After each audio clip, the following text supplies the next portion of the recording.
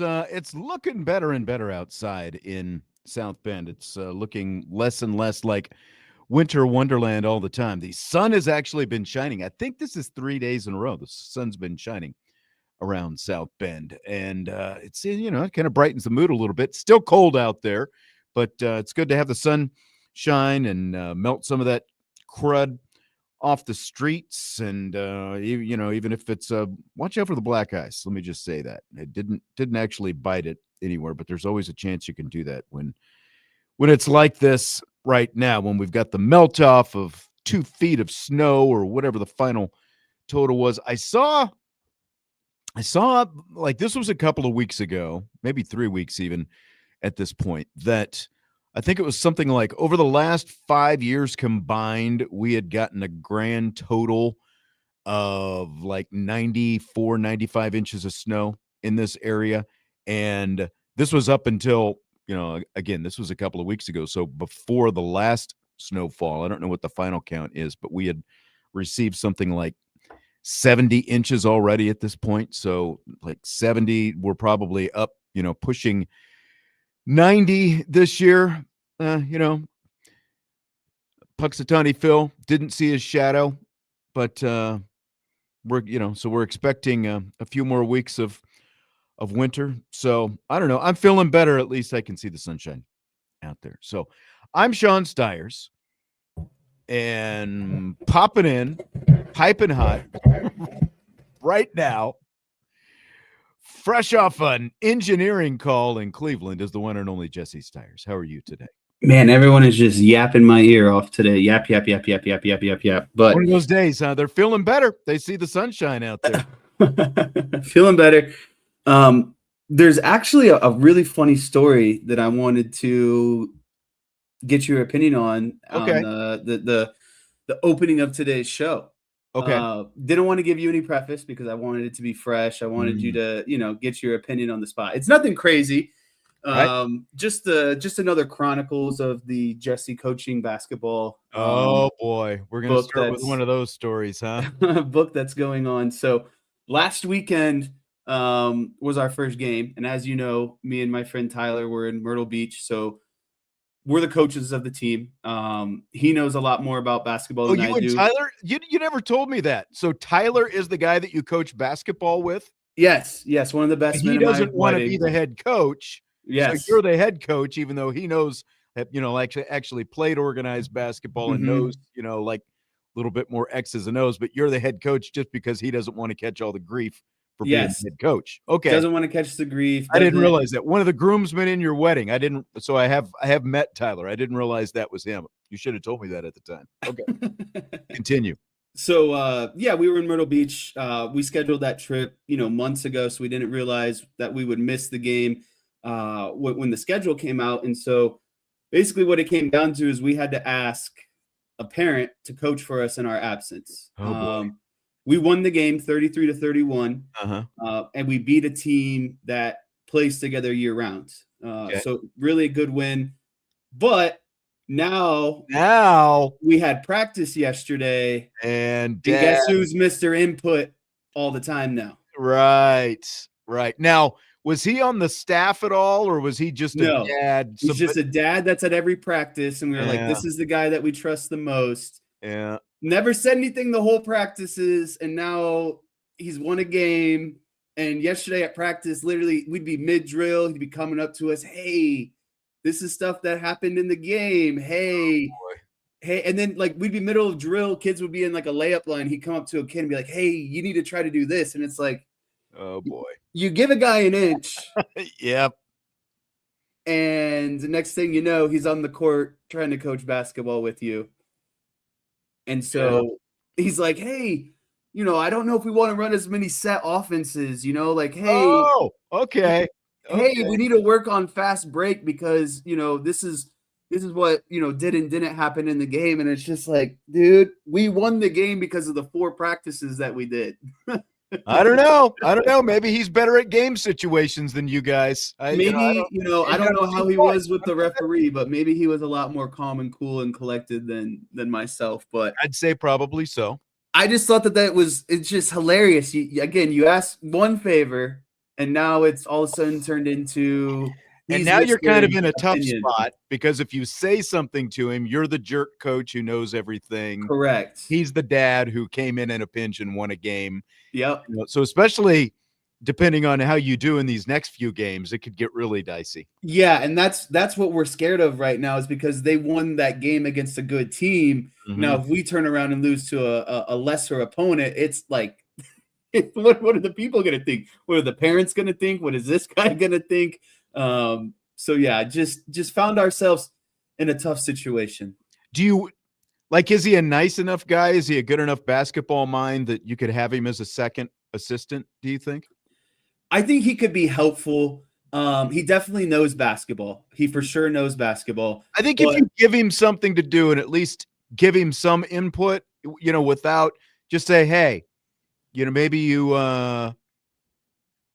put together some drills, or you can, run a drill here and there or whatever. Just, I don't know. That's a tough spot, but you've invited it in because you guys decided that you needed to go play golf. So, well, we scheduled that like months ago. Again, I get it, but you're also the coaches of a basketball team, so sacrifices that have to be made. I guess that's true. I guess that's true. It's just he's a nice, and Tyler and I were talking about this after practice last night. If Buddy wanted so much of an opinion, why didn't he just sign up to be a coach himself? Right.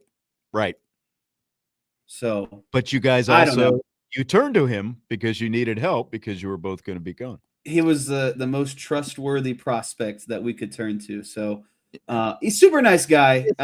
This is a good. So I was trying to think of some ideas. Kevin here in the YouTube chat says, let him keep the book. Like give him some little duties, but I don't know. You and Tyler need to talk about how you're going to break it to him that like he, I don't know. It's a dicey situation all the way around. I know. And especially because he won that first game. Right. So that's my story. We also got a kid that every time we condition magically hurts himself. Now that's a lot of fun. Is the dad always there at practice? Has he missed a practice? Never missed a practice. Okay. Well, but all the recent practices, he literally would just be on his phone the whole time. Didn't say a word. Until the last one. Until yesterday, he was Mr. Proactive, coming on the court. Hey, this is what we need to do. This is what you should try. When you were Little League Baseball, there were a couple dads who would help us out, but they were also dads who had schedules, so they weren't there all the time, but when they were there, they would help, and they were, just kind of, how it is when you're trying to, do infield drills and outfield drills, and they would just kind of help, with some of that kind of stuff, helping the dugout if it was a game and that kind of thing. It feels like he needs to be, like, you need to give him some organizational duties, like, we'll handle this, you handle the, these little things. But we're not asking you for input. That's the thing is like practice and game operations. We're not really asking for input, but if you want to help out while we're doing a drill, or maybe you want to grab rebounds and, throw them back to the players. Yeah. I don't know, but I agree with you. We need to find some sort of task for him to keep him occupied, to make him feel like he's a part of things, but enough where he's not going to be, hey, X and O wise, this is what I would do, or this is what we should do type situation. Yeah. I've got a feeling that we'll get to some more suggestions at some point on what you. But this is do. So this is the same organization that I coached baseball through. So that's why Tyler was like, "Hey, you've got experience. You've been a head coach for baseball before. Why don't you get things going on basketball, and I'll kind of be there as like the technical support at the end of the day." I'm a little confused by Renee Martinez because Renee is. I'm not sure if this is guy, gal, but Renee has been here before asking me Notre Dame women's basketball questions, and they were in here in the show a couple of days ago, and for some reason they think my name is Frank, even though on the YouTube screen it clearly, I guess it doesn't have the names anymore. It is Sean, though. It is not Frank. I'm not sure where Frank came from. And Renee says, man, bro. Okay. All right. I can handle that. you're man, bro, and I'm Sean, and that's Jesse. Neither one of us are Frank, so I'm not sure exactly where Frank came from, but maybe it's Frank the Tank. I don't know. Let's talk some college football. What do you say? I think this is a perfect segue into some college football. Yes, I think it's as good as we're going to get at this point. We just, of course, had year 2 of the college football playoff. A lot of changes in college football.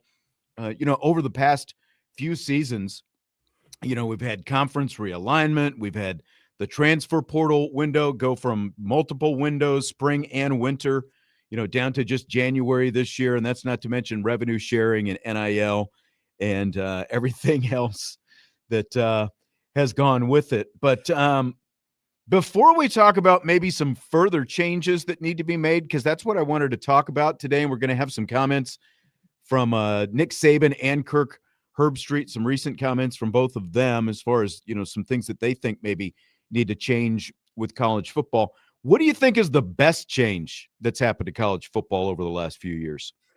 Yeah, maybe this is, simple or, kind of bland at the end of the day, but I think the best change that they've done is they've expanded the college football playoff. That's my answer as well. Yeah. We went from not having any sort of playoff to a 4-team playoff, and then the expansion to the 12-team playoff. It is quite literally the best thing that they could have done. And, I'm not here for the people that are going to say, well, the first round games suck or this and that. And it's like, yeah, but look at who's made the championship. A higher seed Notre Dame team and a higher seed Miami team. And so without the expanded playoff, a team like Miami and Notre Dame never would have made it to those national championships without the expansion. And so I think that opening this thing up and turning it into, basically a tournament style, winner go home, winner advance type format, that's the best thing that they've done. And it has opened up the playoffs to the entire country, because you've seen teams from all over, the Midwest, the Southeast, the South, like the West, from all over the place. And obviously you've had some smaller conference teams that have made it in, and we can talk about whether or not that was actually good for college football. The fact that 2 group of 6s or group of 5s or whatever it was this year that ended up in, I think we can all agree that Notre Dame was the more deserving team, but because of the loophole, it opened up the door for a second group of 5 team. But it's to me, it's just opened up a different kind of excitement for the postseason and multiple rounds of the playoffs. And you're right. Like the only drawback to the expanded playoff is you have had some more lopsided games in those first rounds. But like you said as well, 2 years in a row, a team that played in the first round got all the way to the national championship game. And Miami had to do it on the road. They didn't even get to host a home game. So, yeah. So I think that expanding the playoff has been just fantastic. Is there something that you think has most positively impacted Notre Dame in all this? Not just the playoff, but, again, like with these changes to college football. I'm going to be honest with you. I have to go with the same thing. The evolution into because the four was, Notre Dame obviously made it a couple of times when it was 4 because there was no auto bids for conference winners or anything like that. But the expansion to the 12-team format has really de-emphasized this whole Notre Dame needs to be in a conference thing. And I think for a team or for, not a team, a university that prides itself in its football independence, for a team that obviously is, really never going to join a conference, expanding to 12 teams is always going to give Notre Dame an opportunity or a seat at a table with the known parameters that they set of, hey, this is what we need to do. And we know that we're going to get an invite to be one of those 12 teams. And so I just think it makes it so much easier for Notre Dame and takes that pressure off of them for needing to be in a conference. Yeah, there's no doubt that, I've talked about this before when they've talked about expanding the playoffs. There's a reason Pete Bavacqua wants it to expand to 16 because it's even better odds. The more it expands, the more it just helps Notre Dame with the independence aspect of it. Like the greater the college football playoff field, the less chance that Notre Dame has to be squeezed. Now, obviously, your record and comparable teams' records and all that stuff plays in there as well. But that has definitely been good for Notre Dame. And I think that it, again, can continue to be really good for Notre Dame. Andre's answer is the transfer portal. And I think that has definitely helped Notre Dame. And I would just see, because I have always viewed the transfer portal and NIL to an extent, sort of together. I would say that as big a headache and as much as people hate the fact that money is now involved, I think the fact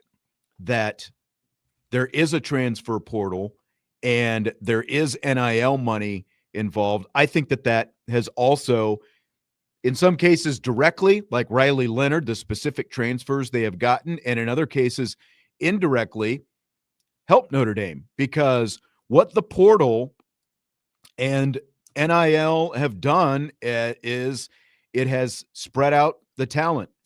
Georgia and Alabama, those powers who won all the national championships for, around a decade, combined with Clemson in there as well. Like they were stockpiling all this talent. Ohio State, to some extent, they're still doing a really good job with their recruiting. But even though like all those guys haven't necessarily come to Notre Dame, the portal and NIL have helped spread out the talent around the country. So it's not all stockpiled in one place, and it has helped create a lot more parity in college football than there was. I mean, look at Indiana, like case in point, what Indiana was able to do with the transfer portal, winning their national championship. So I think that has, again, had both direct and indirect impacts on Notre Dame. And, again, like the fact that talent is spread out, I think that it has helped Notre Dame, and it's going to continue to help Notre Dame as they continue to recruit as well to be probably, easily one of the top 8, if not even higher teams in the country for the next several years. Yeah, I want to piggyback off of what you were saying, talking about the transfer portal and the NIL. I think really what that has opened up for Notre Dame is a different type of recruit. And I think that's the biggest thing that you've seen in the on-field performance. And we talk so much about, like, look at Notre, and I know that these teams were really good, but look at Notre Dame's performances in the 4-team playoff against Clemson and Alabama versus their performance in these later games. Obviously, in the 12-team format, the games or the production that we've seen on the field as well, leading up to those playoff seasons and big bowl appearances and stuff like that, is not only does it spread the wealth, but I think it has unlocked the level of recruit that Notre Dame can now get. I feel like there used to be kind of this ceiling of, okay, this is really the best that we can do. But when you start introducing the transfer portal and the ability to kind of, obviously pay players, you are now, and Marcus Freeman's ability to combine that with what Notre Dame has to offer educationally, the chances to go on to the NFL, like it has unlocked a level of recruit that Notre Dame really hasn't been able to consistently get. Like they might get a couple here and there, but now they're getting handfuls of them. Yeah. And then the last thing that I would say regarding the transfer portal, and I think that it was really highlighted this year, there's no more like Notre Dame has relaxed their restrictions on the transfers as well. And I think that's huge of, it no longer needs to be a graduate student. They're not necessarily worried so much about, what's going to transfer and what doesn't transfer. And so I think that naturally those things, like the introduction of the NIL, the introduction of the expanded playoff, the introduction of the transfer portal has gotten Notre Dame to relax their standards a little bit on who they can even bring in at the end of the day. And the rev share aspect of it as well. I obviously agree with what you're saying, but the rev share aspect of it, the fact that it is there, Notre Dame has, like, there's an amount that goes to each school every year. And I saw that it's going to bump up by a couple $1 million from this past year to, this upcoming year in the, the 26-27 season. But as People Vakwa has said, they're going to be at the maximum for the revenue share. They're going to pay it out. You don't have to pay out all of it. Like each school makes its own decision in terms of what they're going to pay out. And so Notre Dame is always going to be at the high end in terms of being competitive with as the starting point with what they're going to pay out for that. So I think, again, that's important, just the way that they're deciding to go about business. All signs point to winning a national championship is priority number one. I don't think there's any questioning that at this point. Oh, 100%. I mean, in complete agreement with you on that. All right, got a lot that I want to get to this hour. We also have a couple breaks that we've got to take, so we're going to do one right now. When we come back, we'll hear some of the comments from Nick Saban, and we'll talk about potential changes going forward in college football. What could be coming, what should be coming, what we think of some of these comments from Saban. That and more coming up. Budweiser's Weekday Sports Beat with IrishBreakdown.com.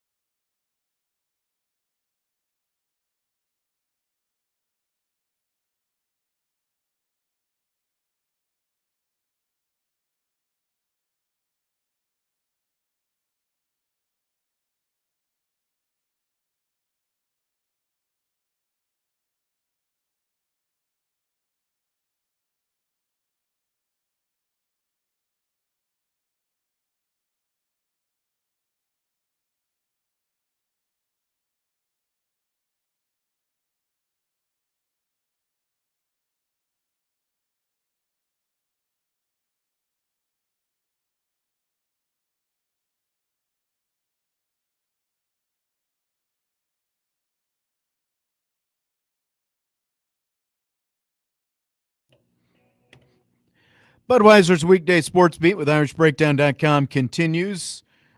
I'm Sean Stiers. Some people like to call me Frank.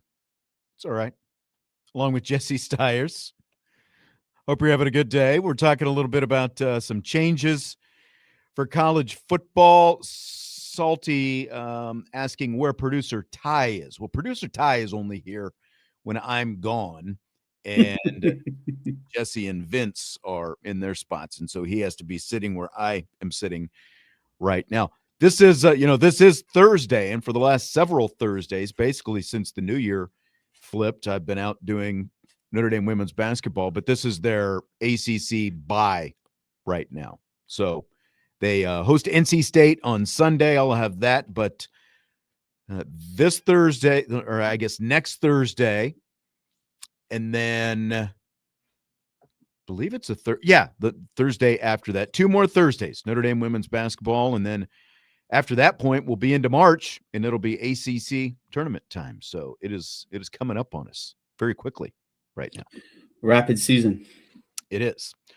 Okay, so I've got a cut from Nick Saban from a few weeks back that I want to play. This was during the college football playoffs on ESPN's College Game Day. Reese Davis asked Nick Saban what he would do to change college football if he had the power to do so. Here's what Saban said. Need to change the calendar. Okay. Mm-hmm. So chaos in college football starts tomorrow. The portal opens. There's already been 120 starters say they're getting in the portal from, big Power 4 schools. Wow. So what happens if Ole Miss wins and Oregon wins? So Oregon's got 2 coordinators trying to take guys from their team to their team and guys from other teams to their team. Yep. And Ole Miss has got 6 coaches going to LSU trying to take guys to LSU from their team, but they got to play a game. Right. So now, is that chaos or is that chaos? Yeah, so totally. This whole college football calendar needs to change. That would be my New Year's resolution. But I've heard that. Besides you, who do we go to with that? Besides him, who do you, with your influential voice, who do you call to make that happen? We keep talking about changing it, but who changes it? Well, I don't think there's anybody in authority in college football except the conference commissioners. Right. So if they can't get together on it, they won't. You're going to have a problem. Yeah. But everybody's going to be sort of having their own self-interest, in mind. Own agenda. Yeah. But unless they make the portal in May, which I've said before, to kind of match up with the academic calendar, change spring practice till after that, so that you can get your team together and work over the summer, just like an NFL team does. They don't have their team together until after the draft, after free agency. It's May.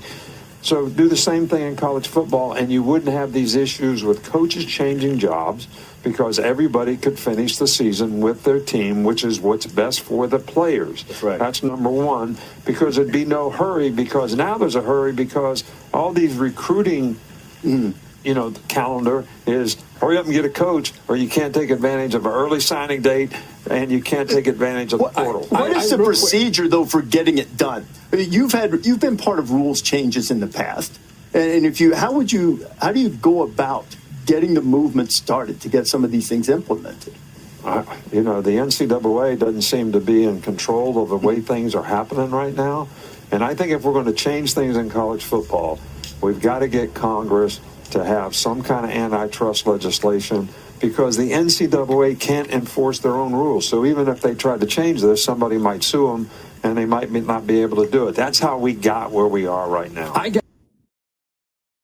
Okay, so there's Nick Saban, what he would do to change college football. The biggest thing that he says, change the calendar. Jesse, I don't know about you. He had me for the most part right up until he talked about Congress getting involved. And it's like, that's the last thing Congress needs to be involved in. I think there are far more important things that Congress should be involved in than college athletics. So I think we can stipulate that we don't agree on that. But let's talk about the bigger points that he's talking about. Take the transfer portal out of January. They made it a single transfer portal window this year after there used to be 2, one in December, one at the end of spring football. And then the coaches voted on it, and they decided that January Early January is where they wanted it. But Saban says take it out of January and move it to the end of spring. Do you buy or sell that? Yeah, so if we're starting with because obviously he brought up two big points, portal schedule. If we're starting with the portal, I am in complete agreement. I think that pushing it back to the end of spring makes sense to me, because what you can do at that point is now the players can go through a full spring. And that's the whole. If we're being honest, that's the whole point of spring football is you get an understanding of where you're at before you go into the fall. You want to teach a lot of your younger players, scheme, X's and O's. And then after that, there's a clear understanding of where you stand, who's ahead of you, who's going to be behind you, and that sort of thing. And I think he made a really good point of lining up with the academic calendar as well, because then, it allows guys to kind of finish out that semester, maybe graduate, move on as a grad transfer. So I think importantly too, it allows coaches to finish out the season and not have to worry about potentially making a playoff run and also handling the transfer portal at the same time. So when we're talking about the transfer portal, I do agree that it should be pushed back at least until the season is over. For the record, the end of spring is where I said last year when we were talking about these things. It might not have been with you. I think it might have been with Vince when we were kind of debating.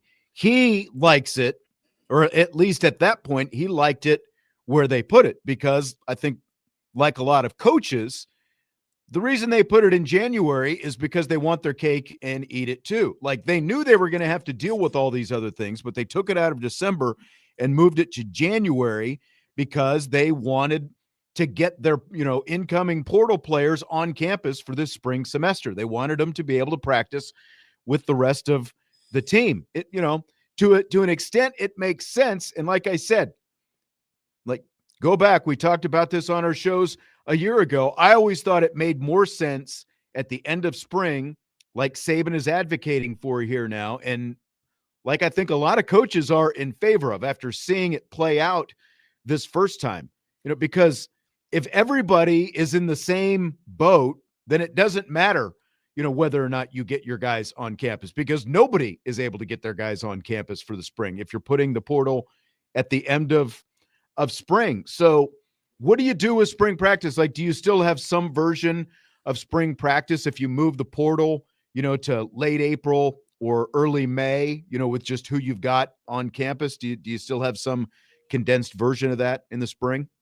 Yeah, I think what you do with the spring practices in the spring game is instead of it being kind of an internal thing, I think it has to become almost like a showcase, like when baseball players are getting recruited out of high school and you go to showcases and you got all these different, scouts and recruits there on hand evaluating you. I think that's what you have to do, because you're showcasing to your school why you should be a starter. And if that's not the case, you have tape to showcase to other teams why you'd be able to, transfer out and be a fit for their team. And so I think at the end of the day, it becomes just a really glorified showcase.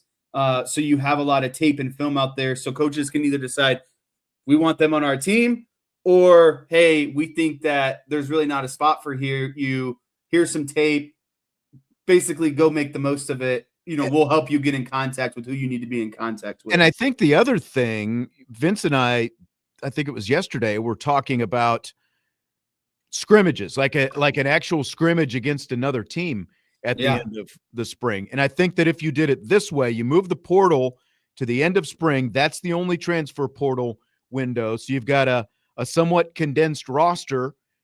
You have a couple weeks of practices, maybe 2 or 3 weeks, but then you can also have some kind of controlled scrimmage situation with other teams where you're, like the guys that you have, you're going up against another team, rather than actually against yourself. And again, it doesn't have to be like a full-blown game. It can be situational stuff, controlled scrimmage stuff, just like you would see in an NFL training camp and that kind of thing when they do, joint practices with other teams. Yeah, and I think that joint, practice, scrimmage, whatever you want to call it, would be super beneficial, because, like you said, you can put players in a controlled environment, because you can do things that coaches are specifically looking for inside and out. Like that, there's certain things that they want to see when evaluating players to determine if they would be a good fit for their program. And I think what you can do too is like first half would be 1s and 2s from each team. Second half would be 3s and 4s from each team. So everyone sees the field. Competition is relatively equal. And I think it draws a big fan interest at the end of the day because you're actually going against another program that is relatively the same as you. Like Notre Dame doesn't obviously need to go out and play Montana State, right? Like you would want them to maybe do but there a are regional plenty of game. MAC teams. There are plenty of MAC teams in the area that they can compete against. Or maybe, if you're not playing Michigan State that year, you play Michigan State. Maybe it would be cool if Notre Dame and IU started playing each other every year for a scrimmage because they're obviously not, teams that are on each other's schedule, but they're within the same state. And so then you can, like that, you can't tell me the whole state of Indiana wouldn't show up for that game. Yeah, that would actually be pretty fun, And again, it doesn't have to be a full-blown game, but there can be situational It's just stuff. like a glorified 7-on-7, Yeah. Or even 11-on-11. It's just it kind of depends on what your rosters look like and that kind of stuff. But again, this is if they move the portal to the end of spring, and then so now no one's leaving in January. Everything's a lot more settled, and you're opening up. You have greater evaluation of the guys on your roster, like you said, and those guys can probably make some more informed decisions on exactly what they want to do with their future and whether or not they want to enter the portal. But if that happens, as Saban is saying, then you basically have OTAs, organized team activities, in the summer months, which again, I talked about a year ago at this time when we were talking about it. Like you can just now you're pushing some of that stuff into the summer once you actually do get the guys from the transfer portal. So you're going through the portal like late April, early May, school ends, everyone goes home for a couple of weeks, and then just like they do now when they show up in June for conditioning in summer school, you can still do your conditioning, but then you can also actually do team activities where you're out there, running, practices and you're running plays and that kind of stuff in the summer months. What would that look like to you? Yeah, I think that what that would look like to me is really kind of how the NFL treats it. You could have basically kind of like a mini camp in the summertime before actual fall camp or, required mandatory practices start. I don't know how the rules necessarily work for like what coaches can be there, if they can't be there, that sort of situation. But I mean, there's nothing stopping CJ Carr from getting the wide receivers, both current and from the transfer portal, and saying, hey, we're going to go out and run routes for 2 hours a day, and I'm going to throw you guys balls just so the new wide receivers can learn the playbook, right? Same thing goes, then you get the defensive backs on the other side of the ball, and they're now covering, running coverages and schemes and that sort of stuff against the offense. Like, look at last year. Malachi Fields didn't go through spring practice with Notre Dame. 2 years ago, Riley Leonard didn't go through spring practice with Notre Dame because he was injured. But, more to your point about the receivers, there are, a handful of guys who won't be able to go through spring practice. Some of these transfers who won't be able to go through spring practice with the Irish because they've got to complete their schoolwork at the school they're at before they get here. So again, if you're changing the window and now you're actually allowing them to do official practices, OTAs, whatever you want to call them, in the summertime, then again, you're not at a disadvantage because those guys aren't actually missing anything because you show up in the summer and you can actually do some of that stuff, which you're not able to do now. Like you said, it's more, there are still things that they do when the coaches are not around, like you were saying, quarterbacks throwing passes and things like that. But the defense can also get in more specific work on the other side of the ball if you're allowed to actually do that stuff in the summer. Yeah, I think it's much easier for the offensive side of the ball just to be like, hey, you want to go throw today? Hey, you want to go? But like defensively, it's hard to work on stuff unless you got a scout offense in front of you, right? And I think that's where a little bit of the challenging side would be. Like the defensive side of the ball would be a lot more mental reps of going through things rather than, again, wide receivers, quarterbacks, running backs. You can get on the field and just start letting the ball loose. So I think that those OTAs, I guess, because that's what we're calling it, would replicate a lot of what you see in the NFL. A lot lighter practices. Obviously, nothing is mandatory at the end of the day, but it's a good bridge between spring ball ending and the beginning of fall camp, where things really start to rev up. Yeah.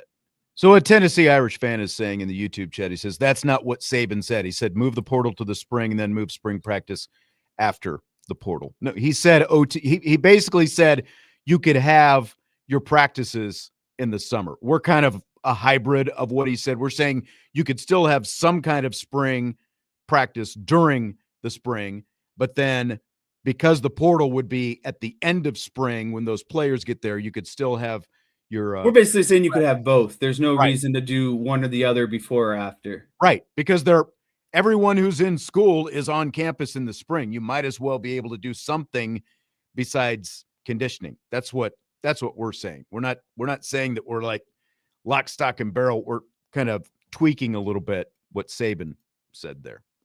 So, but he still said you can have your practices in the summer.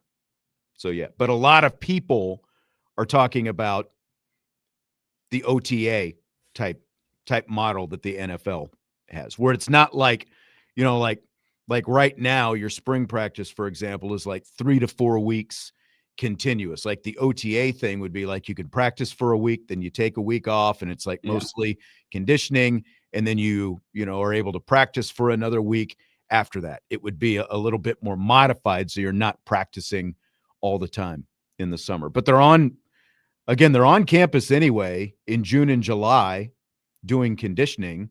So it would just make sense if they're also able to mix in some actual team practices out there on the field while they're there. Especially at a place like Notre Dame where they put so much emphasis on the summer school. Like guys are going to be there because that's when they're doing the majority or the bulk of their coursework, so that they have a lighter schedule during the actual football season when they're playing games.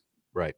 So everyone's going to be there. You might as well capitalize on the situation and get some actual, controlled, regulated football activities, rather than just guys kind of be like, oh, let's get together today and, go through the football or whatever. Like when you saw Riley Leonard take those wide receivers down to Alabama, that was the same time frame of when this would be going on. Right.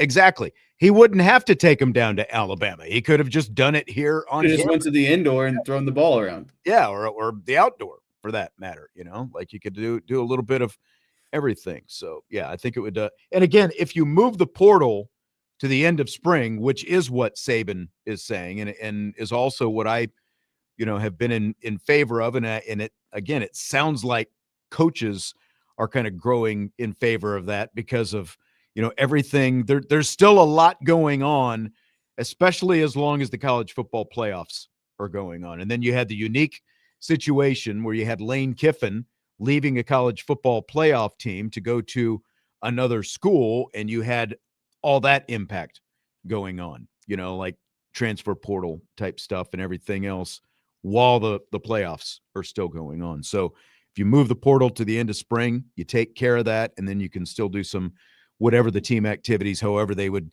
define it in the summer. We're going to take our final timeout. This hour, we'll be back to talk more changes coming up next. Budweiser's Weekday Sports Beat with IrishBreakdown.com.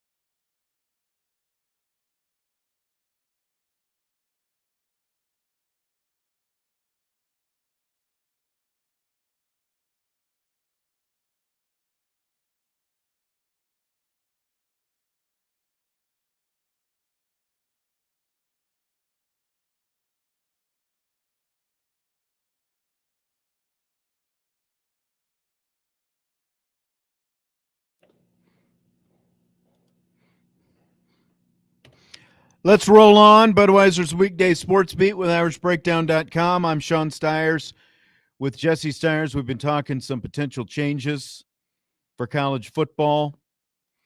Mr. John wants to change the overtime rule in college to the NFL overtime rule. Do you like that? Yeah, the whole 2-point conversion thing is stupid.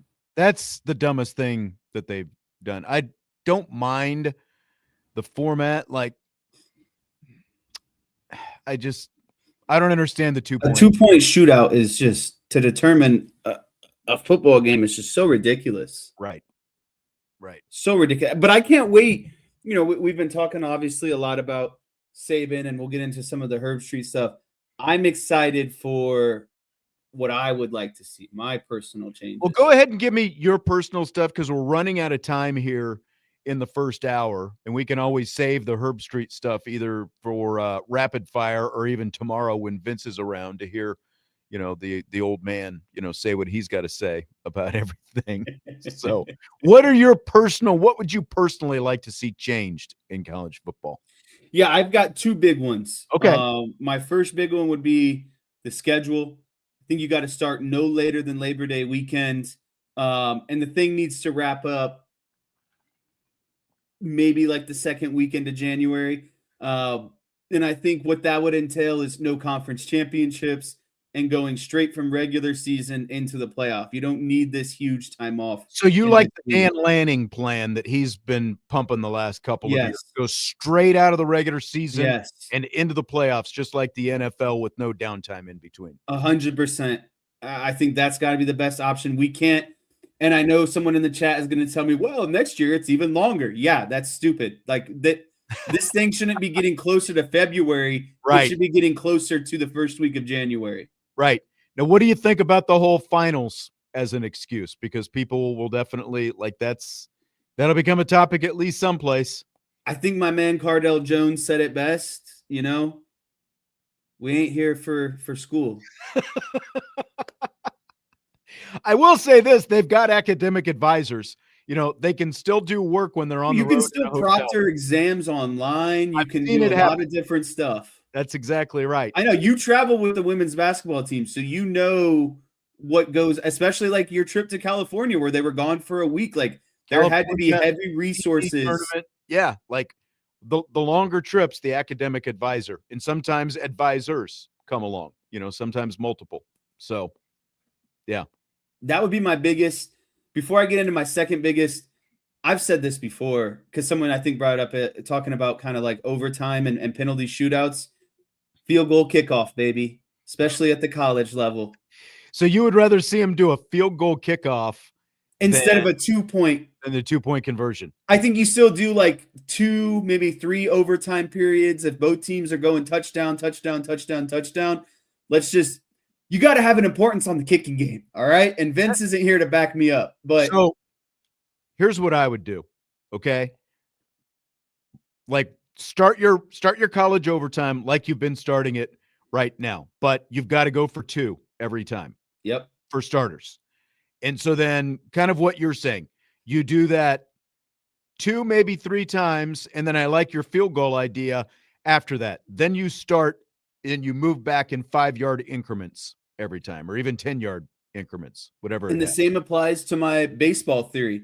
You go maybe 2 or 3 innings, still a tie. You know what we're doing? We're rolling out the home run derby to end this game. See, Josh says he'd like to see him start at the 50 instead of the 35. I also agree.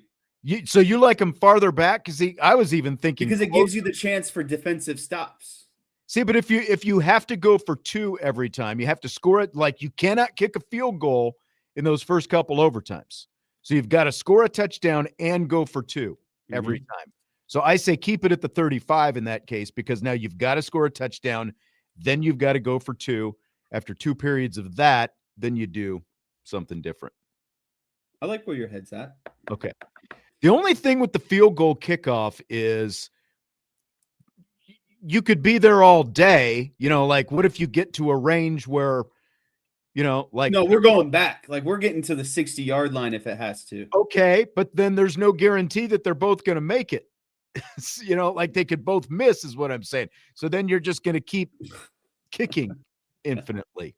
That's the only thing I don't like about that. Yeah, I think you're going doomsday. I think that you could come up with a way to quickly end that thing if you needed to.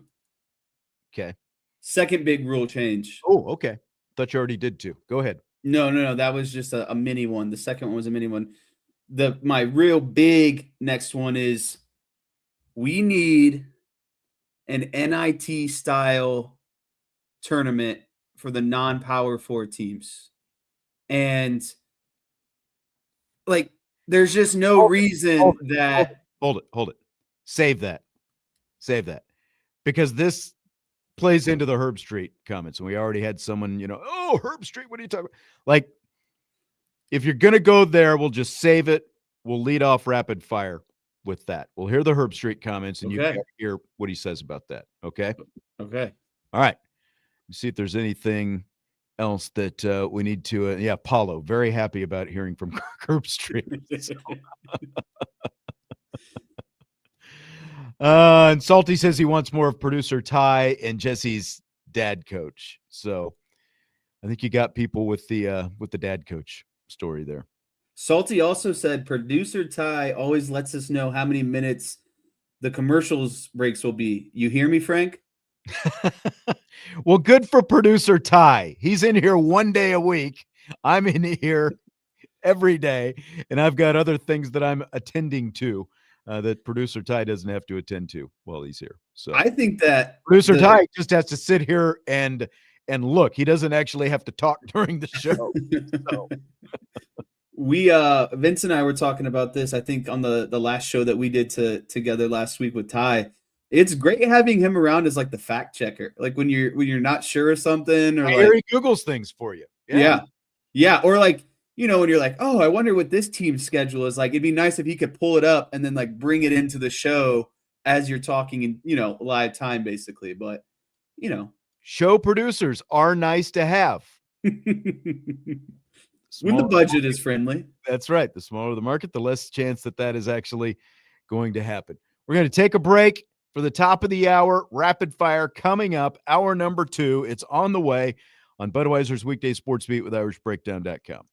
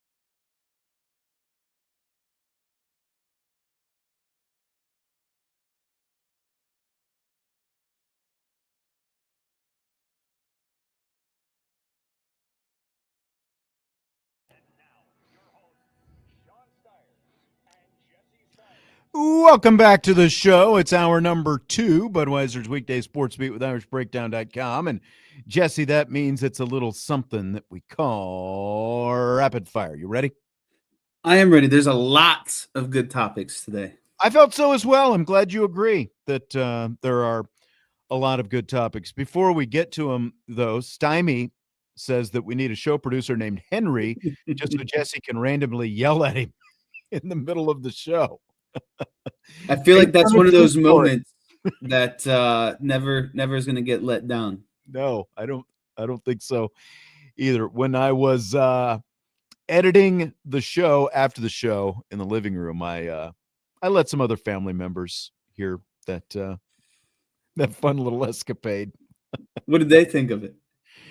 Oh, guffaws.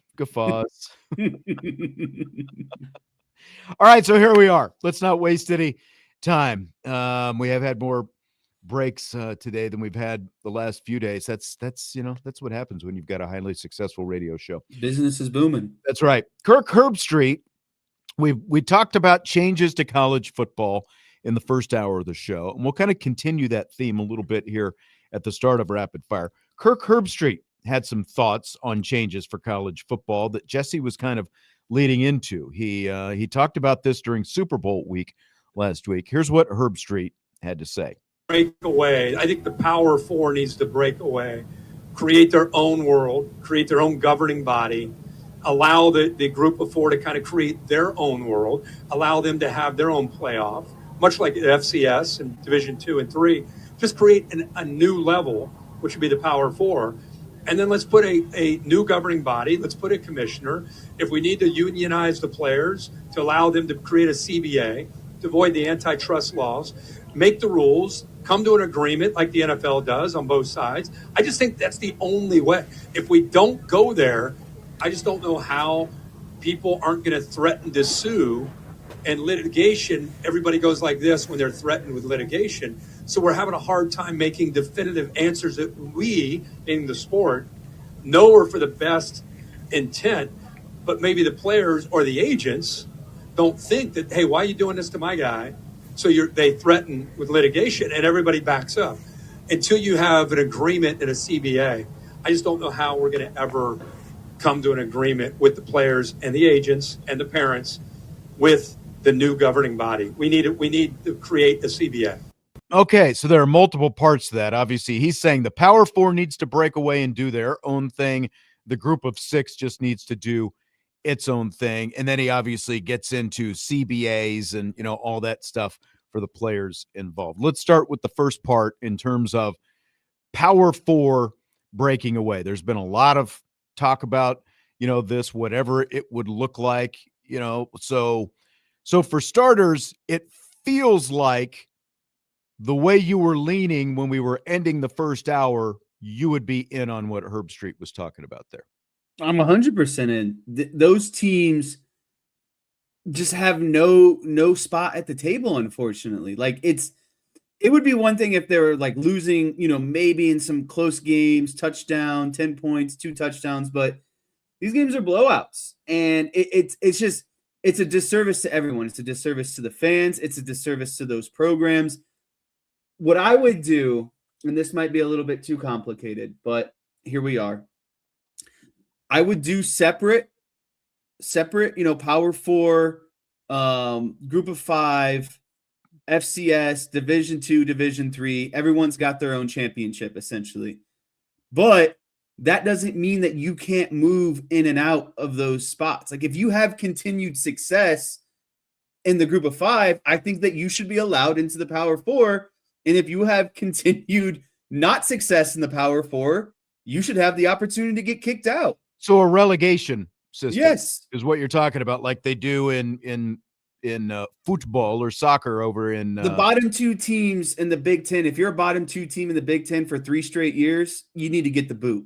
Right, like Bobo was saying here in the chat. Why do the quote unquote power conferences contain Northwestern and Rutgers? And I mean, there are plenty of other schools that would fall into there as well. I mean, just look at Purdue. Like, I think both of those schools are actually in better shape than Purdue right now. But like where it stands right now, Purdue would be relegated, right? And someone else, like maybe like a Boise State, for Yeah. example, like you follow the success factor, they would actually get bumped up.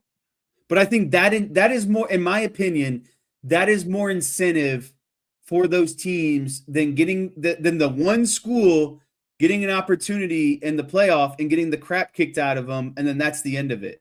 Like, there's more incentive to be a part of the Power Four for 3 to 5 years than one team getting the spotlight and potentially going on and getting their doors blown off on a national level. But I also think if this is going to happen, then if you're going to do some kind of relegation like this, then football is also going to have to be separate from the other sports. Yeah, and I think right? That's fine.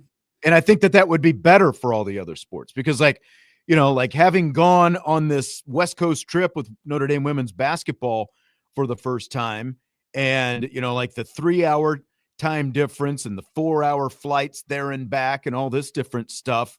And like, that's one thing for like every 2 years, Notre Dame has to make that trip out west. But every other week, Cal and Stanford, being part of the ACC, are making those trips into the Eastern time zone farther east, Miami, Florida State, Georgia Tech, the Carolinas, wherever it happens to be. And they're not the only ones, obviously, because you've got these West Coast schools, Oregon, Washington, USC, UCLA, playing in the Big Ten. Now, I get it. They all knew what they were getting into. The schools did, but the basketball coaches and everyone else, like, they're not the ones who signed up for this. And that's a lot to be making those trips, because at the same time we were in California with women's basketball a couple of weeks ago, it was like UCLA was at Rutgers for a basketball game. And like that's obviously all the way across the country. So the flights are even farther, and and that, like, what it does to the body, I can't even imagine. So it just makes so little sense for all of these other sports. We said it when it happened, but again, like they completely signed up, for the money to be able to do it. And I saw that UCLA's athletic department is upside down, of course, but it just makes sense.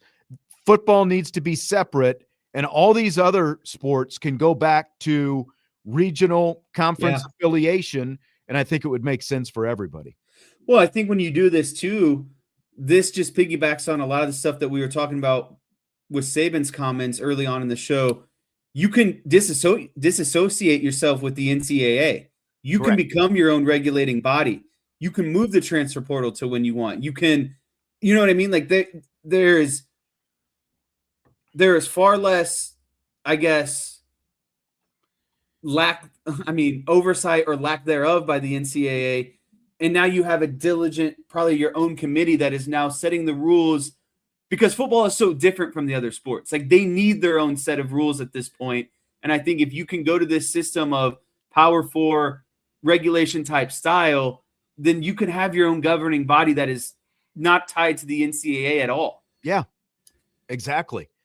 And it would just because the college football playoff is not affiliated with the NCAA. The college football playoff, and before that, the BCS, the Bowl Championship Series, runs the FBS football championship. It is separate from the NCAA. The NCAA is basically just the oversight and the rules and setting the calendar and all that kind of stuff. But in terms of sponsoring the championship, FBS football is the only level of all the college sports that the NCAA does not sponsor the championship. They're doing it for the FBS, Division II, Division III.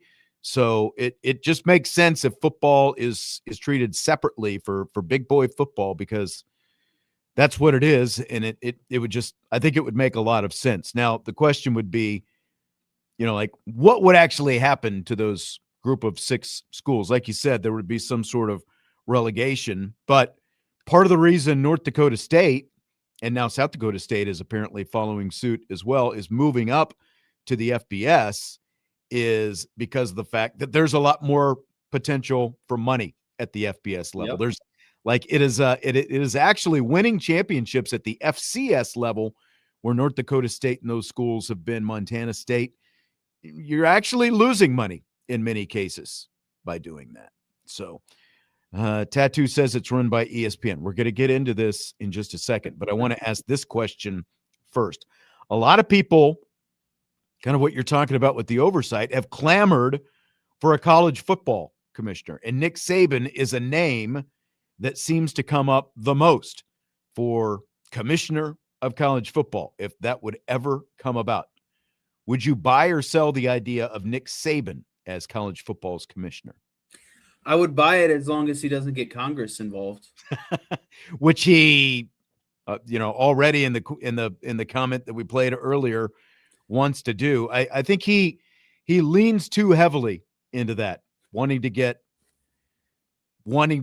make that kind of thing happen. Well, I think the reason that he wants to is because he knows that Congress can expedite and get things done. Like that's it wouldn't be like this, drawn out. That's also because there is no, as he said, right now it's the conference commissioners who have to agree on things to make change. But if you actually move to a format where your oversight is a commissioner sitting at the top making these decisions like the professional sports, then things can happen a lot more swiftly. Yeah, and I think that the reason why Nick You would Saban still makes have to have a vote of, I'm sorry, you would still have to, like in pro sports, you still have to have a vote of owners and that kind of thing. So you would still have to have like a vote of either conference commissioners or athletic directors or whatever, but there would still be oversight from one person, which the sport does not have right now. Yeah, and I think that there definitely needs to be oversight by one person. And I think that Nick Saban is really the ideal candidate because who knows more about college football than Nick Saban? Who knows more about the ins and outs of college football than Nick Saban? I mean, I agree with that, but my problem with Nick Saban Too much biasy. What we saw during the college football playoff selection process. He obviously he still lives in Tuscaloosa. He is heavily influenced by Alabama, where he has the ties and the fact that he lives there. He is heavily influenced by that, and he is also heavily influenced by the SEC along with that. So that's what concerns me about someone like Nick Saban is as much as he knows and as smart as he is, I really am concerned that he has too much bias coming in and everything would just be like it is right now, that it would continue to lean with bias in that direction. I think the hardest part is who could you get that has the knowledge that you want, but wouldn't be biased at the same time? Right. I mean, because if you know so much about football, right, it's because you've had a rooting interest, you've been a part of some program. But Saban has already shown us how heavily biased he is, hasn't he? Like, do you disagree with that? No, I don't disagree with that. And that's my only problem that I would have with him is you would either need one person or you would need like a committee of three who come from different parts of the country who would have to, come to a vote on everything. So you'd have three people, 2 out of 3 votes, would always win. So it would either need to be one person presiding or like a council of 3 at the top. Let me ask you this kind of quick follow-up based off of this Power 4 scheme, Group of 5 scheme. Would you get rid of conferences at that point? I don't know. I was thinking about that.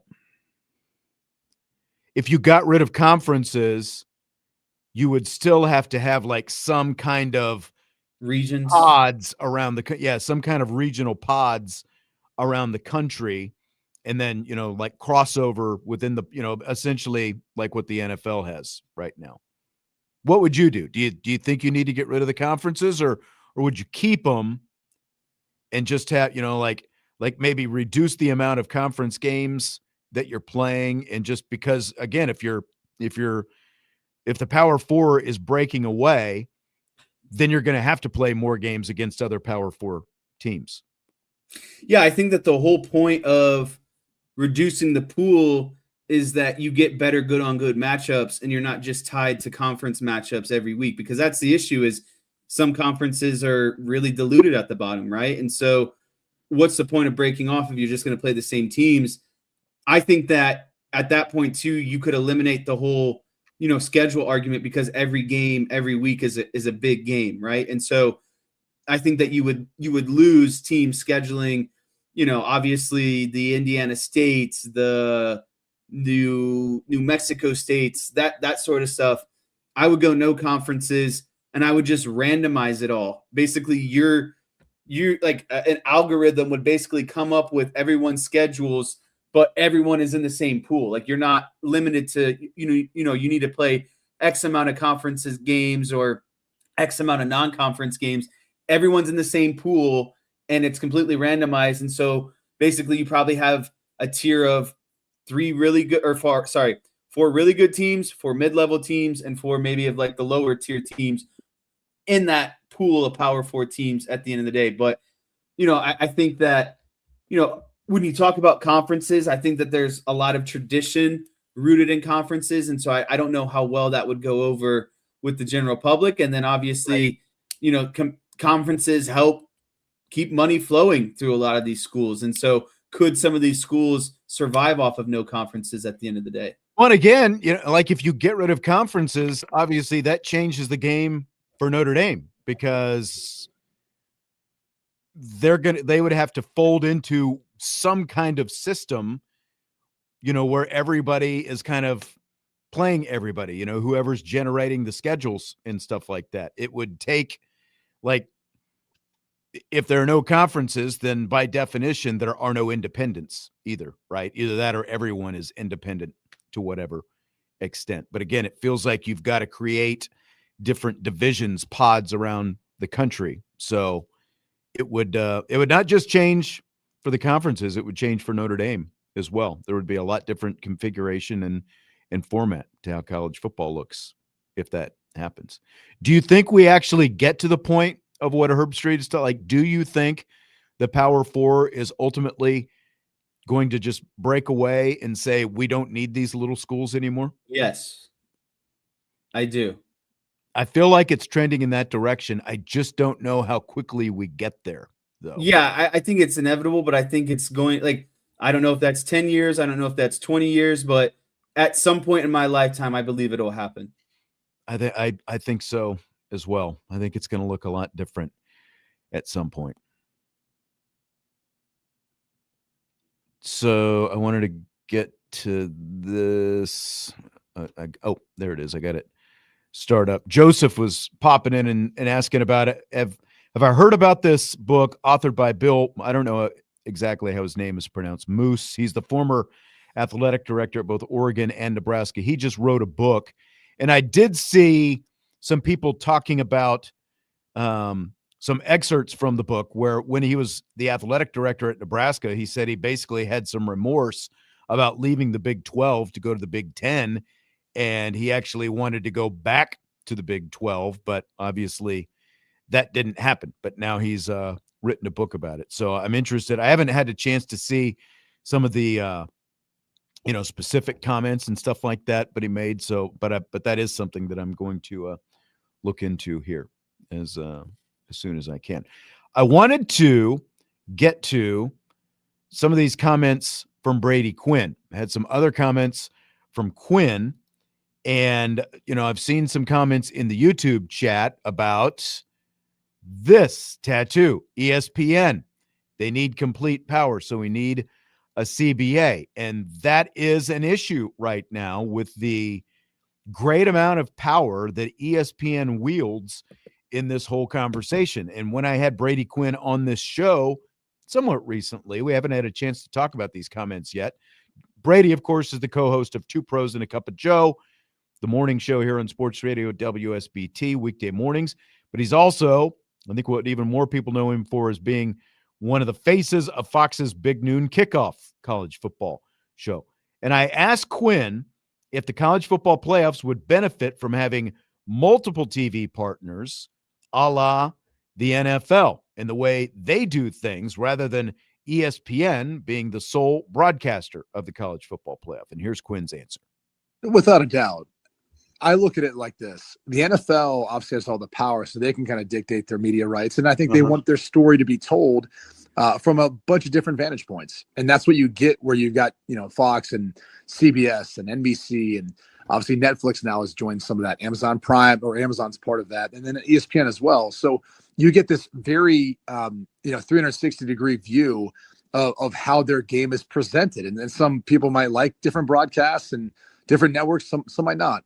But the reality is, to your point, it is just ESPN. And so you only get that perspective. And I think my frustration is I'm watching 5 teams from the SEC get in the playoff, right, which is a committee, and this whole entire structure is really conjured up by ESPN.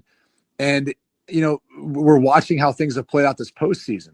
They've got one win, not including the intra-conference play against their own teams. I mean, they've really struggled, and this is the 3rd straight year we're not going to have an SEC champion. A 3rd straight year you've had, more teams that are a part of the Big Ten, or more teams, outside of the SEC that are taking part in the semifinal games.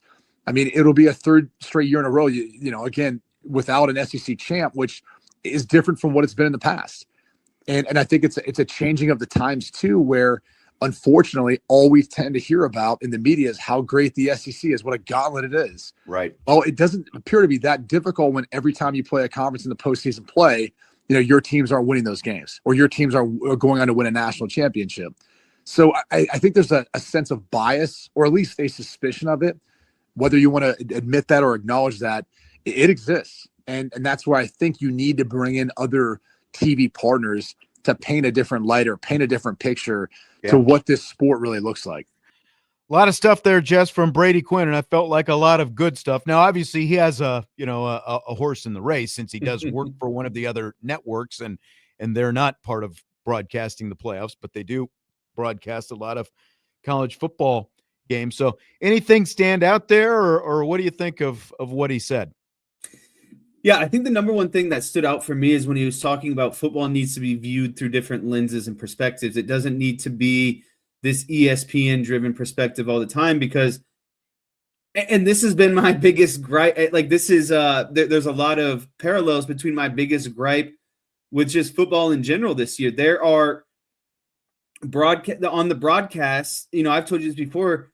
It's like they want you. They want to drive home their point, but they don't want to leave anything up to interpretation. They don't want the fans to kind of, like, they're not presenting information and saying, okay, here, fans, now you take this information and you kind of devise your own thoughts and hypothesis and all these things about what's going on. They're telling you what's going on, and then kind of making you feel like an idiot if you don't think the same way with how they're analyzing or viewing the game. And so when we're talking about the college football and college football playoff specifically, you need other broadcasts, Fox, CBS, ESPN, to be in this, so you can get a different lens, and not just what ESPN wants you to think at the end of the day, or not just because they're going to advocate for their teams, and then people on Twitter are going to see these clips and say, well, that's what they said, so this is that has to be right. This is what we need to run with. And then you get people getting misconceptions. You get people thinking they know stuff about Notre Dame that's not necessarily true. But hey, because ESPN said it or someone else said it, that's got to be the case. Because Cam Newton said it, that's got to be factual. And it's like, no, they're actually kind of look like an idiot because they don't have all the information. But because they're on ESPN and spewing all this, it has to be taken as true. The more voices you can get involved, the more perspectives that you bring into the conversation, to your point there. And right now, because of the fact that ESPN is obviously a 24/7 sports network, it's a little bit different, obviously, with Fox and CBS, because they have their own cable networks, but there's just not as many, people going to them as outlets, because the guys who are actually doing the games and doing big noon kickoffs, CBS, like, they've kind of got a college desk, but it's like so far, in the background. And obviously NBC as well. Like, in the short amount of time that NBC has been involved in doing the combination of Notre Dame and the Big Ten football, like, they've got a pretty good show, but it's also, later at night, they're not doing it necessarily, like, it's just different. But I think that,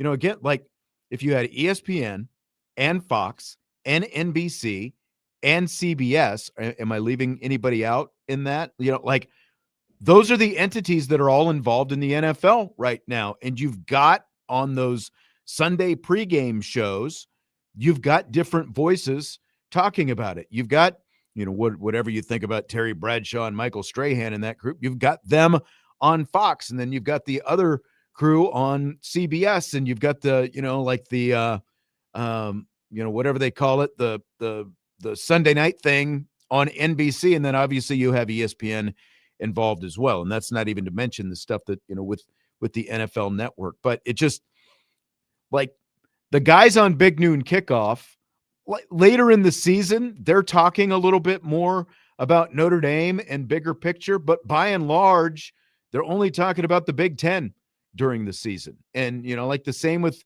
NBC, it's either Notre Dame or the Big Ten. And if they were all involved as broadcast partners in the college football playoff, like the NFL has right now with the NFL playoffs, you would have better quality actual game broadcast because you would have the number one announcers from each of the networks doing games, and not the fifth and sixth guy on ESPN doing it. So you would have better, game broadcasts, and you would also have more voices involved in the process leading up to the selection. So it just makes a lot of sense. And like the broadcast rights come up in a few years. And I know that, if ESPN doesn't get the whole pie, obviously they're not going to pay as much, but it also feels like if you divvy it up as the college football playoff, the way the NFL does, they can still make up that much more money. And you could also, like, it makes sense if you're talking about expanding the playoffs as well, having more networks involved. It just seems to make way too much sense to me. Well, yeah, it makes too much sense, but ESPN doesn't want to give up the monopoly. Right. But the only thing that's going to break up the monopoly is if the college football playoff, because again, it's the college football playoff that is running this whole thing. If they open it up for bidding and say, we want to hear what you from each of these networks about, what would your bid be to be involved, with more than just ESPN, because you still don't want Fox or CBS or NBC to be the sole proprietor of the whole thing. Just like you really don't want ESPN to be right now, but you open it up for bidding for these packages and see where it goes. I mean, that's the only way that it's going to change ultimately. Yeah, and I think it's the most fair way as well. All right, we're going to take our one and only break this hour. Then we're back with more rapid fire coming up next. Budweiser's Weekday Sports Beat with IrishBreakdown.com.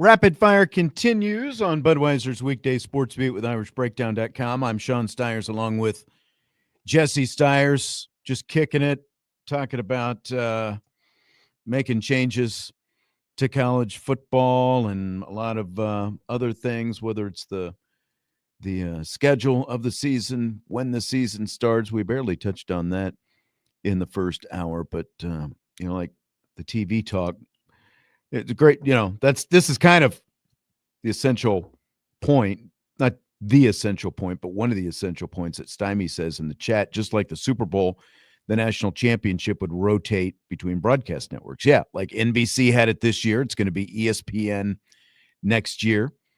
And that's if you brought in multiple TV partners for college football, that's how it would go. So like maybe it's ESPN this year, and then in the semifinals, two of the other three networks, Fox, NBC, CBS, ESPN, like they would have the semifinals, like everyone gets a piece of the first round pie, and then it just kind of rotates through the semifinals and the championship, the next few years, or whoever pays the most gets to do the most, semifinals and that kind of thing. Because right now, like in the NFL, CBS and Fox are always going to have the conference championship games, but the Super Bowl rotates every year.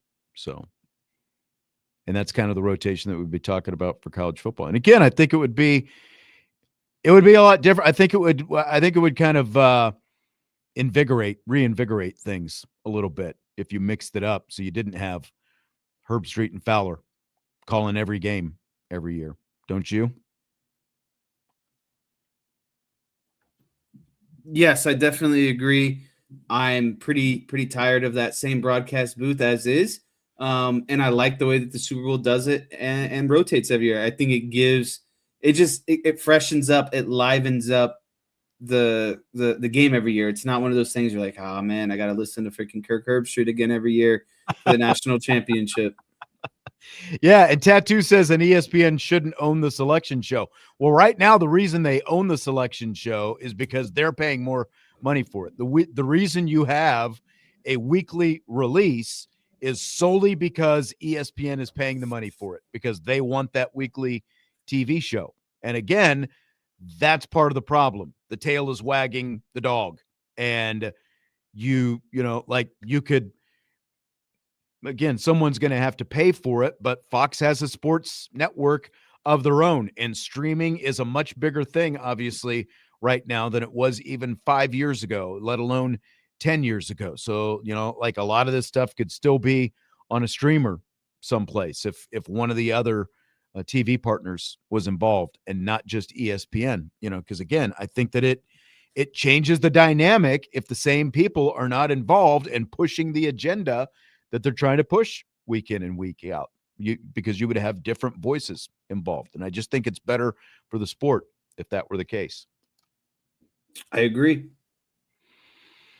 So I wanted to play you another Brady Quinn cut. We talked a little bit about Charlie Weis Jr. Of course, when Brady Quinn was the quarterback at Notre Dame, Charlie Jr.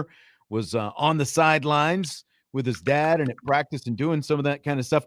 I asked Quinn if he would have thought Charlie Jr. would become the coach that he is. I'm curious what you think about these comments that Quinn had. Listen up here.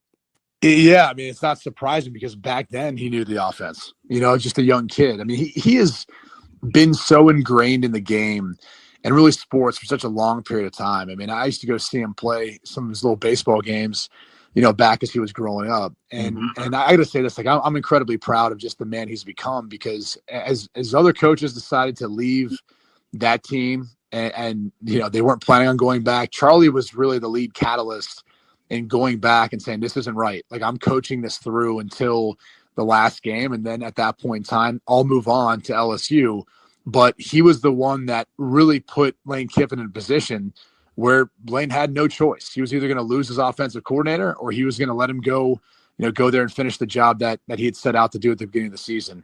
And so credit to Charlie, because I know the schedule he's been on the past, few weeks. He's been basically, game planning and practicing and meeting. And then as soon as it's been done, he's been flying down to Baton Rouge for transfer portal meetings and flying right back up that same night and getting up early and starting all over again with the game planning for the games. And that's been going on for weeks now. So it's a credit to him and how he's been able to balance all of it. I know it's a disappointing loss for them, but it was an incredible run. And he's, he's been handling the offense for a long time. A lot of people, give Lane Kiffin a lot of credit, but I remember when they were at FAU and I went to visit in some of the meetings. It was Charlie. He was the one up there who was leading the meetings. I don't even think Lane was in the building at that time in the morning. So Charlie's been calling the plays and he's been running this offense for a long time. Maybe he was doing yoga. Who knows? Well, I know a couple blue martinis in South Florida who would say they ran into Philly freshwater. So I'm sure. Yeah. All right. Brady Quinn, very high on Charlie Weis Jr. I'm not so sure how high he is on your boy Lane Kiffin, though, Jess. Yeah, it sounded like he's not too high on Lane Kiffin. No, it didn't. I don't know, but like the apple obviously didn't fall very far from the tree. Like Charlie Sr., very smart guy, to go from designing video games and doing the things that he was doing to being offensive coordinator of a Super Bowl champion and ran some pretty good offenses for a few years here at Notre Dame with Brady Quinn pulling the trigger. And Charlie Jr. has just skyrocketed up the ranks, had a lot of NFL interest during this coaching cycle. I want to ask you a question here. Oh. I know I'm glad Vince isn't on the show. You pivoted around on me quite a bit today. So I know. Got to keep you on your toes, Frank. My question would be, would you consider I see, well, I guess I shouldn't give my opinion first. Do you think there is a pretty good comparison between Charlie Weis Jr. and Tommy Rees? I was kind of thinking that. Now, obviously, the difference being that Tommy played college football and came from that side, but Tommy obviously has a dad who was involved in professional football and college football for a long time as well. So he kind of came up in that. And Charlie Jr., the same thing. Like there are stories, and like Vince could actually tell this a little bit because I think Vince knows this. Like when Charlie Jr. was still here in town over at South Bend St. Joseph High School, where he went to school for a while, he was crunching film, like he was breaking down film because he was taught to do that by his dad. And his dad was obviously taught to do that by Parcells back in the day as well. So like, that's where he started out before he ever became a coach in college.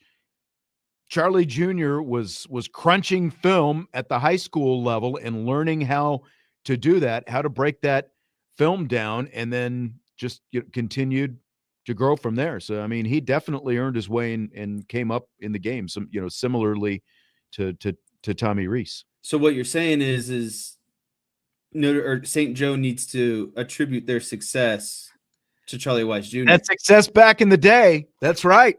Like, they won some state championships and they definitely made some state championship runs. Yeah. Yep. He was grinding film back in the day from everything that I've heard. The thing that stuck out the most to me is when Quinn was talking about, he knew that whole offense. He could tell you everything about the offense from the sideline, at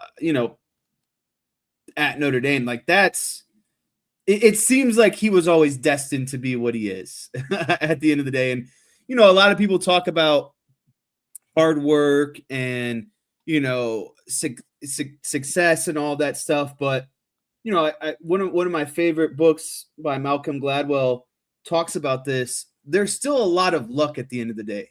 Like your father was Charlie Weis Jr. Charlie Weis. You're Charlie Weis Jr. And he's the coach at Notre Dame. Like, how many people would kill for those resources? Right. To be able to learn, like that's how you learned is following your dad while he's the head coach at the University of Notre Dame, and he's got Brady Quinn, right? And I know what you're Tate. saying, and I know that you're not, but like he had to earn his way up, like there's still hard work that goes into it, but to be in that situation to start, I know no one else gets that opportunity. No, but again, like Matt Patricia, as an example, this is a guy who was literally a rocket scientist, I think, right? Like he decided he wanted to go into coaching, and the way he started, like Bill Parcells, the way he would test these guys back in the day when they walked in the door, it's like, okay, here's this film. Here's how we want it broken down. You hunker down for the next 24 to 48 hours and you grind this film out. And, there was a very specific way that they wanted it done.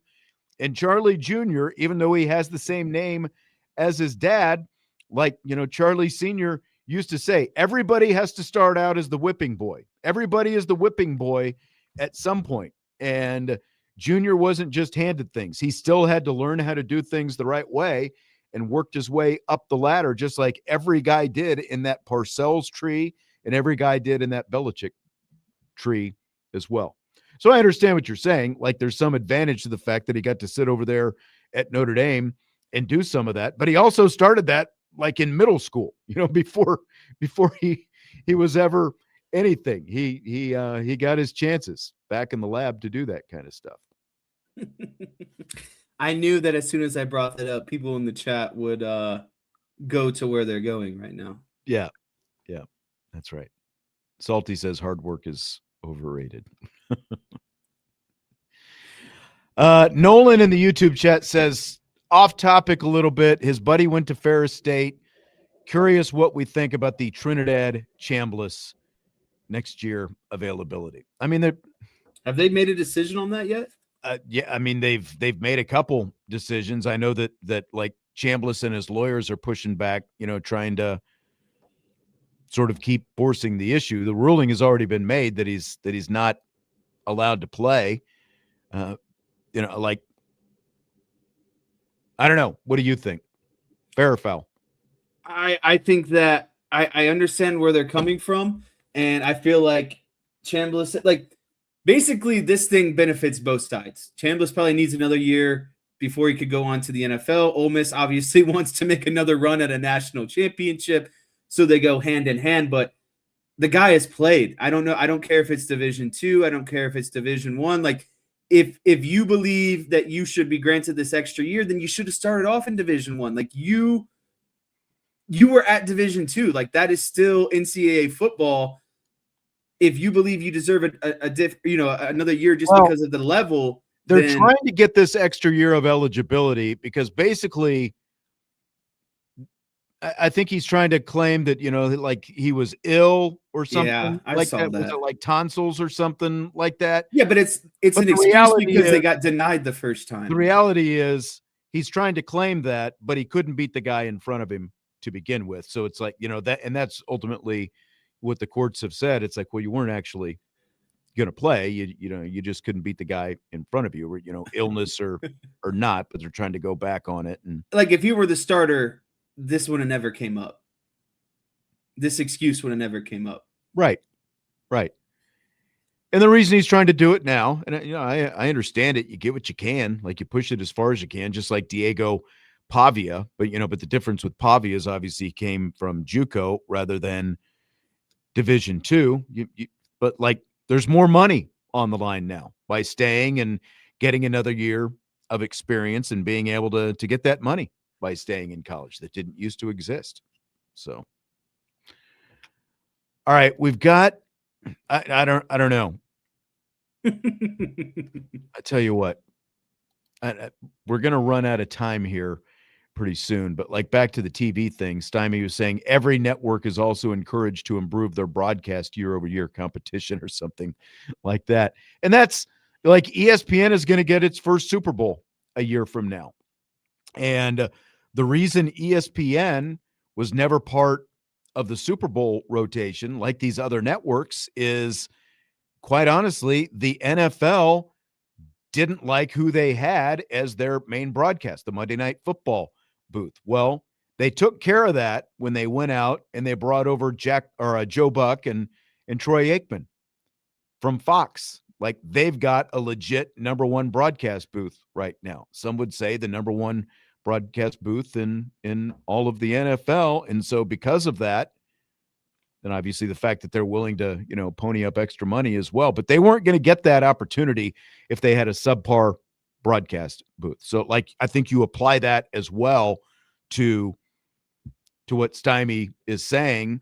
Like, the fact that you would be part of that rotation, I think makes everyone up their game when it comes to who's broadcasting the games and the quality of those games broadcasts. Yeah, I mean, everyone works a little bit harder when your job is on the line, like Right. when things can be taken away from you, you're going to work a little bit harder because you don't want those things taken away from you. And I agree that there needs to be some sort of, I wouldn't call it competition, but it keeps everyone on their A game at the end of the day. Right. And Exactly.